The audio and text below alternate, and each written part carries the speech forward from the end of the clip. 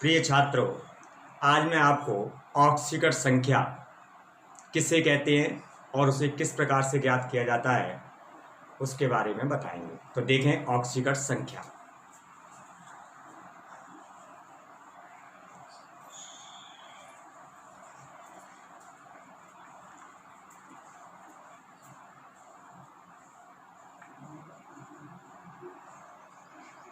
अंग्रेजी में कहते हैं इसे ऑक्सीडेशन नंबर।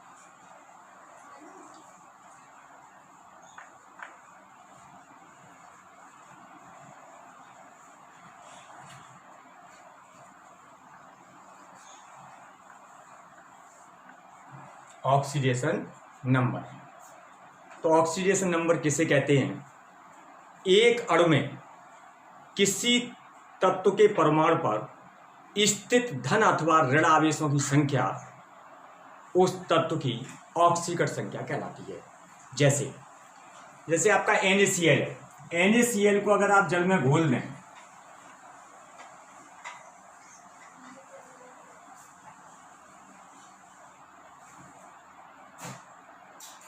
तो हमें Na+ आयन जलीय विलयन में ये आयनित हो जाता है प्लस Cl- आयन एक तो Na पर कितना आवेश उपस्थित है? एक। तो सोडियम की ऑक्सीकरण संख्या कितनी हो जाएगी? +1। और Cl पे कितना आवेश उपस्थित है? -1। इसलिए Cl की ऑक्सीकरण संख्या क्या हो जाएगी? -1 हो जाएगी। तो परिभाषा क्या थी? एक अणु में उपस्थित किसी तत्व के परमाणु पर स्थित धन अथवा ऋण आवेशों की संख्या उस तत्व की ऑक्सीकरण संख्या कहलाती है। ऑक्सीकरण संख्या शून्य हो सकती है, पॉजिटिव हो सकती है, नेगेटिव हो सकती है, या ऑक्सीकरण संख्या जो होती है वो आपकी वास्तविक या काल्पनिक होती है। या हम कह सकते हैं कि जो आवेश होता है वो हमारा वास्तविक भी हो सकता है और काल्पनिक भी हो सकता है। अब बात आती है कि ऑक्सीकरण संख्या किस प्रकार से ज्ञात की जाती है। तो ऑक्सीकरण संख्या का जो निर्धारण है वो कुछ नियमों के आधार पर किया जाता है। तो देखें इसके नियम क्या हैं। नियम, पहला नियम है मुक्त अवस्था में किसी तत्व की या प्रत्येक तत्व की जो ऑक्सीकरण संख्या है वो शून्य होती है मुक्त अवस्था में। जैसे S8 है, S8 में सल्फर की सल्फर की ऑक्सीडेशन नंबर क्या होगी? 0 होगी। इसी प्रकार से P4 में P की ऑक्सीकरण नंबर क्या होगी? 0 होगी। तो मुक्त अवस्था में प्रत्येक तत्व की जो ऑक्सीकरण संख्या है वो कितनी होती है? 0 होती है। दूसरा नियम,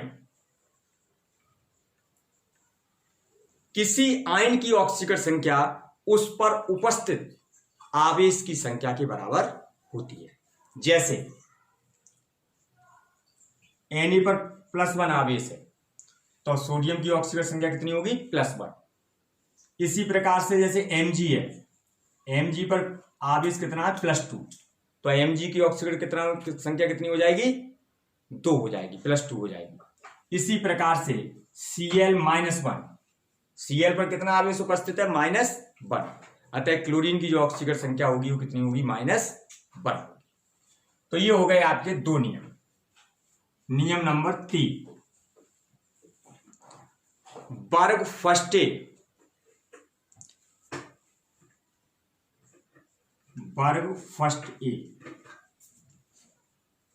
लिथियम है, सोडियम है, पोटेशियम है, रुबेडियम है, एटसेट्रा। वर्ग फर्स्ट ए की सभी तत्वों की जो ऑक्सीकरण संख्या होती है, ऑक्सीडेशन नंबर होता है, वो क्या होती है? +1 होती है। वर्ग फर्स्ट ए को क्या कहते हैं? क्षार धातुएं कहते हैं। तो क्षार धातुओं की ऑक्सीकरण संख्या कितनी होती है? +1 होती है, निश्चित होती है। इसी प्रकार से वर्ग सेकंड ए जैसे बेरिलियम है, मैग्नीशियम है, कैल्शियम है, एटसेट्रा, इनकी जो ऑक्सीकरण संख्या होती है तत्वों की वो कितनी होती है? निश्चित होती है, +2 2 होती है। इसी तरह से वर्ग थर्डे,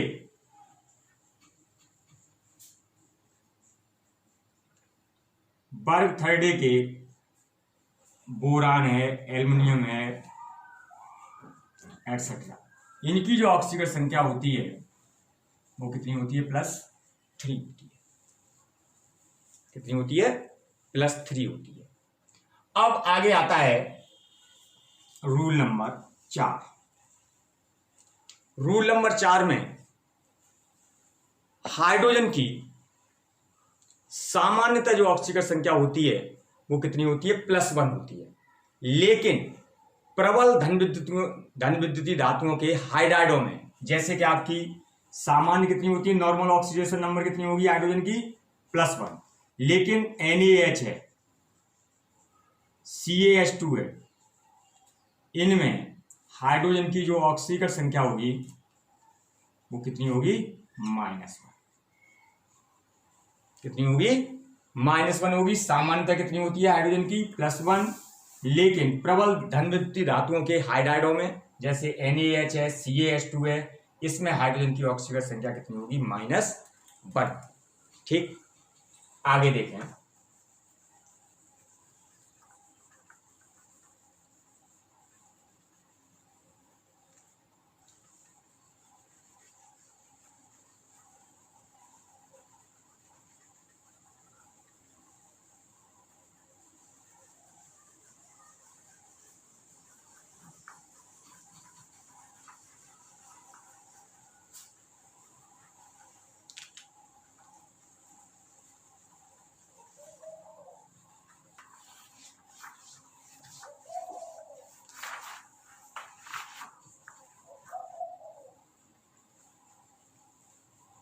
आगे आता है 5वां नियम।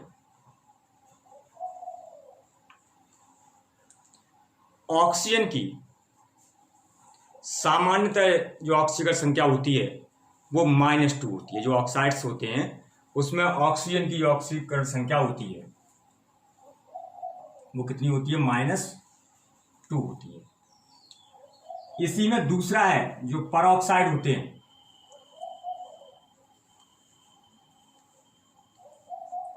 जैसे आपका Na2O2 है, H2O2 है। परऑक्साइडों में ऑक्सीजन की ऑक्सीकरण नंबर कितना होता है? -1 होता है। इसी तरह से जो हमारे सुपर ऑक्साइड होते हैं, सुपर ऑक्साइड में ऑक्सीजन की ऑक्सीकरण संख्या -1/2 होती है, जैसे KO2। इसी तरह से ओजोनाइड है,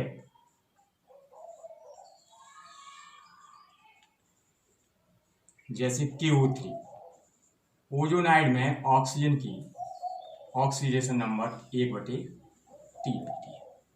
तो समझ लें, ऑक्सीजन की सामान्यतः जो ऑक्सीकरण संख्या होती है वो कितनी होती है? -2। परऑक्साइडों में -1, सुपर ऑक्साइड में -1/2 और ओजोनाइड में -1/3। तो ये रहा ऑक्सीजन के लिए नियम। नेक्स्ट पे 6वां नियम। जो हैलोजेंस होते हैं, हैलोजन में हमारे कौन से आते हैं? फ्लोरीन है, क्लोरीन है, ब्रोमीन है, आयोडीन है, ये आपके हैलोजेंस कहलाते हैं। हैलोजेंस जो शब्द है वो आपने पढ़ा होगा, हेल्स धन जीनो से बना हुआ है। हेल्स कहते हैं सी साल्ट, और जीनो कहते हैं प्रोड्यूस करने वाला, उत्पन्न करने वाला। क्योंकि ये सारे जो तत्व हैं हैलोजेंस हैं वो लवणों के रूप में समुद्री जल में पाए जाते हैं, इसलिए इनको क्या कहते हैं? हम हैलोजन कहते हैं। अब इसमें जो फ्लोरीन है, फ्लोरीन की जो ऑक्सीकरण संख्या होती है वो निश्चित होती है, सभी में कितनी होती है?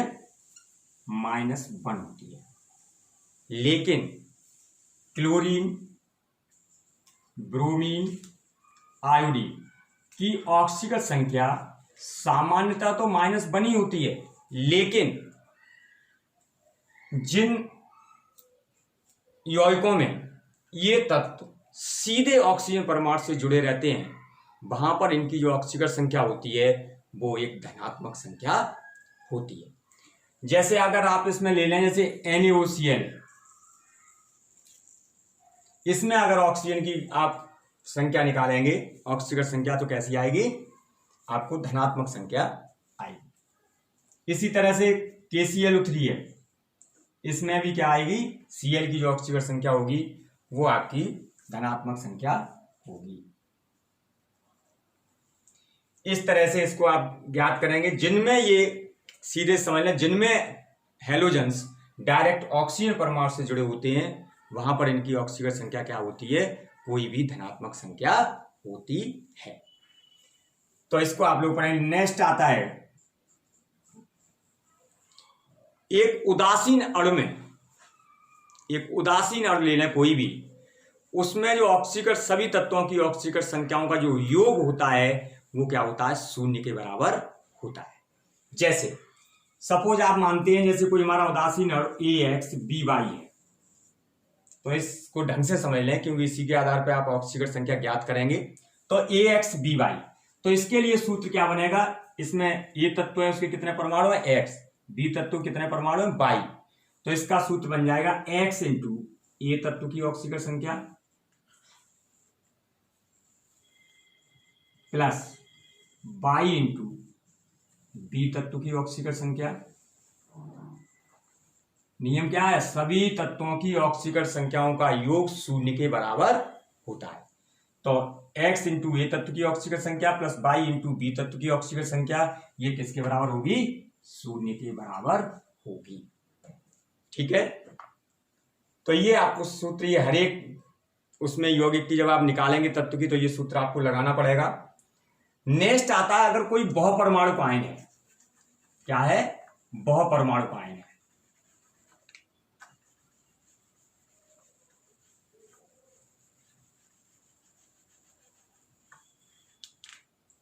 आठवां नियम देखिए,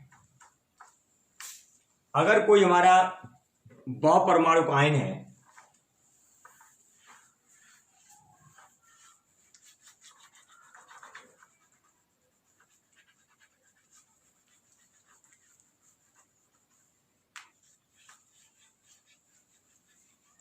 तो देखें, जैसे आपने मान लिया कि AB माइनस N आवेश, तो ये बहुपरमाणु आयन है क्योंकि इसमें एक तो A के आयन होंगे और B के कितने होंगे, Y आयन होंगे। तो इसके लिए सूत्र हो जाएगा A तत्व की ऑक्सीकरण संख्या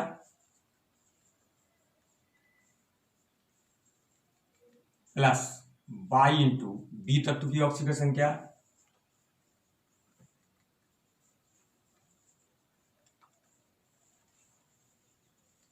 बराबर आवेश कितना है इस पर माइनस N।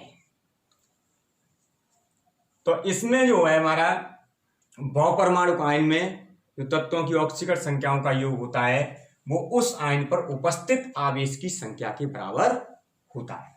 तो इसका भी आपको उपयोग करना पड़ेगा। तो ये आपके दोनों सूत्र बाद के इंपॉर्टेंट हैं। इसी तरह से हर यौगिक का आप लोग सूत्र बना के उसको सॉल्व करेंगे। तो ये रही आपकी ऑक्सीकरण संख्याओं को ज्ञात करने के नियम। अब हम देखते हैं कि ऑक्सीकरण संख्या किस तरह से ज्ञात करती है। जैसे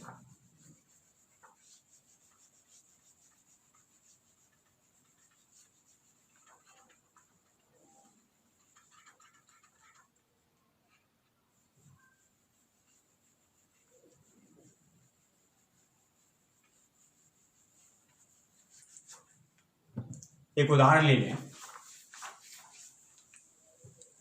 जैसे आपको KMnO4 दे दिया गया, इसमें Mn के नीचे रेखा खींची हुई और आपसे पूछ लिया जाए कि Mn की ऑक्सीकरण संख्या कितनी होगी। तो देखें, तो आप मान लेंगे, माना Mn की ऑक्सीकरण संख्या X है, तो ये यौगिक है। तो इसमें समस्त तत्वों की ऑक्सीकरण संख्याओं का योग किसके बराबर कर देंगे आप, 0 के बराबर कर देंगे। के क्या है, फर्स्ट वर्ग का तत्व है और आपको बताया गया था कि फर्स्ट वर्ग के तत्वों की ऑक्सीजन संख्या निश्चित होती है, कितनी होती है, +1 होती है। तो के की आप क्या लगाएंगे, +1 प्लस Mn की क्या मान ली, x प्लस ऑक्सीजन कितने परमाणु है, 7, तो क्या हो जाएगा 7 गुणा ऑक्सीजन की ऑक्सीकरण संख्या। तो अब क्या बताया था, सामान्यता कितनी होती है, -2 होती है। 7 गुणा -2 बराबर किसकी हो जाएगी, 0। और सॉल्व करेंगे, +x +1 +x -14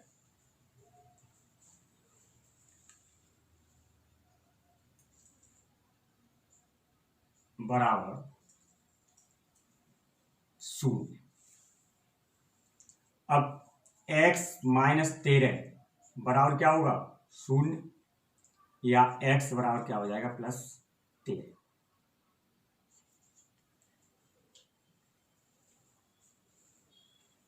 वैसे अधिकांशतः यहाँ पर क्या आता है, KMnO4 आता है। अगर आप KMnO4 मानेंगे, ये तो 7 में है, तो इसको KMnO4 मान के देखें पोटेशियम परमैंगनेट में, तो क्या होगा, 4 गुणा 2, और ये कितना आएगा, 8,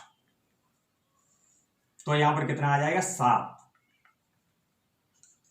और ये कितना होगा, +7, वो +7 होगा, तो ये +7 आएगी, क्योंकि KMnO4 आप लोग जानते होंगे पोटेशियम परमैंगनेट है।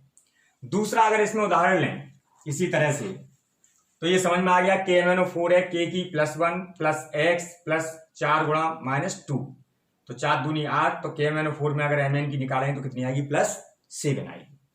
अब यहीं पर दूसरा लेते हैं,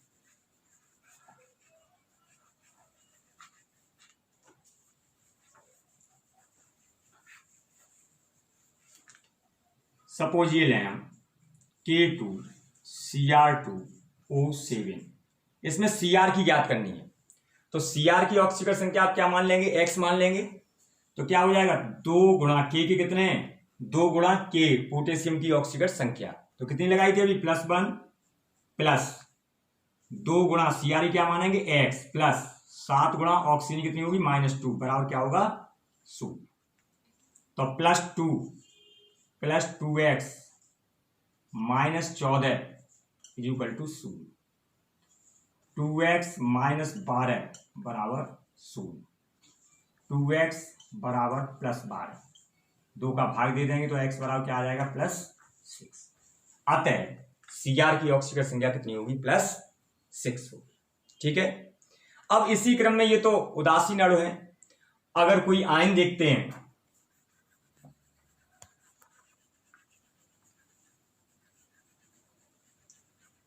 तीसरा उदाहरण, सपोज आपका CuNH3 +1 चार्ज दिया हुआ है, इसमें आपको कॉपर की ऑक्सीकरण संख्या निकालनी है। किसकी निकालनी है, तो ये दिया हुआ है CuNH3 +1 चार्ज, तो इसमें किसकी याद करनी है, कॉपर की। तो आप मान लें Cu की ऑक्सीकरण संख्या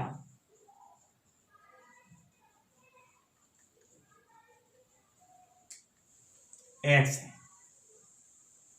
तो देखें x + 4 × NH3 की ऑक्सीकरण संख्या, जो उदासीन अणु होते हैं उनकी ऑक्सीकरण संख्या कितनी होती है, 0 होती है। तो NH3 कितनी हो जाएगी, 0, 4 × 0 बराबर, ये आयन है क्योंकि इस पर आवेश है कितना है, +1, तो ये किसके बराबर हो जाएगी, +1, तो x + 0 बराबर +1, और x बराबर क्या हो जाएगी, +1। समझ में आ गई होगी। तो जो उदासीन जो अणु होता है उसकी ऑक्सीकरण संख्या कितनी, यहाँ किसके बराबर होगी, आवेश के बराबर होगी, और ये कितने निकल के आए, x बराबर +1। इसी तरह से एक और उदाहरण लेते हैं, NiCO4, इसमें आपको Ni की निकालनी है। देखें Ni की आप x मानेंगे, x + 4 × यौगिक है, आयन तो है नहीं, अब यौगिक है, CO क्या है, उदासीन अणु है, तो इसकी भी ऑक्सीकरण संख्या कितनी होती है, 0 होती है। तो 4 × 0 बराबर 0, तो x + 0 बराबर 0, तो x बराबर क्या हो जाएगा, 0। तो Ni की ऑक्सीकरण संख्या कितनी आएगी, शून्य है। तो आप लोग ऑक्सीकर संख्या ज्ञात करेंगे, नियम याद करेंगे, परिभाषा याद करेंगे और इस तरह के बहुत सारे क्वेश्चंस किताबों में दिए गए हैं, उनको आप लोग तैयार करेंगे। धन्यवाद।